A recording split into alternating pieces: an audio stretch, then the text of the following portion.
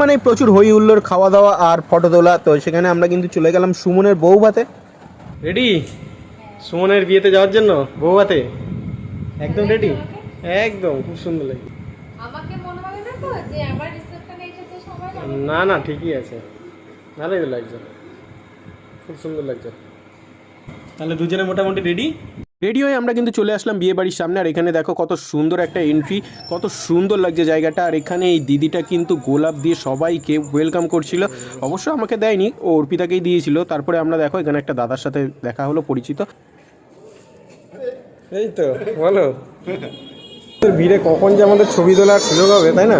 এখানে অনেকে তুলছে দেখো, পরে একটু পরে কিছুক্ষণ অপেক্ষা করার পর তারপর আমরাও কিন্তু ছবি তুলে নিলাম। আর এরপরে চলে আসলাম আমরা মকটেল কাউন্টারে। এখানে অনেক রকম ভ্যারাইটিস ছিল, তো আমরা সেখান থেকে কিন্তু নিয়ে নিলাম একটা স্পেশাল ড্রিঙ্ক। আর এখানে কিন্তু অর্পিতাও খাবে বলেছিল, তো আমরা দুটো এখানে নিয়ে নিয়েছিলাম, ওকে একটা দিলাম আর এরপরে আমি একটা নিয়ে নেব। আর দুজনে মিলে তারপরে কিন্তু এটা এনজয় করব ড্রিঙ্কটা। তো তারপরে এখানে খাওয়া দাওয়া হয়ে যাওয়ার পরে আমরা চলে গেলাম একেবারে ফুচকার স্টলে।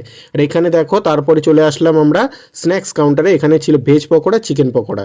তো আমি কিন্তু চিকেন পকোড়াটা নিয়ে নিলাম। আর এরপরে অর্পিতা বলল আইসক্রিম খাবে, তো আইসক্রিমও খেয়ে নিচ্ছিল। আইসক্রিমের ওখানে দেখো আমি কিন্তু আইসক্রিমটা খাইনিও, কিন্তু মজা করে খুব আইসক্রিমটা খাচ্ছিল। এরপরে দুজনে মিলে কিন্তু একটু সেলফি জোনে গিয়ে ছবি টবি তুলে নিলাম।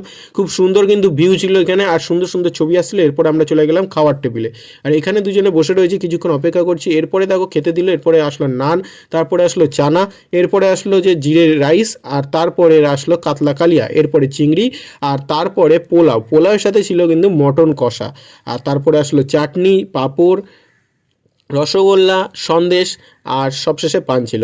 সুমনকে বললে তারপরে কিন্তু আমরা বাড়ির দিকে রওনা দিলাম। টাটা।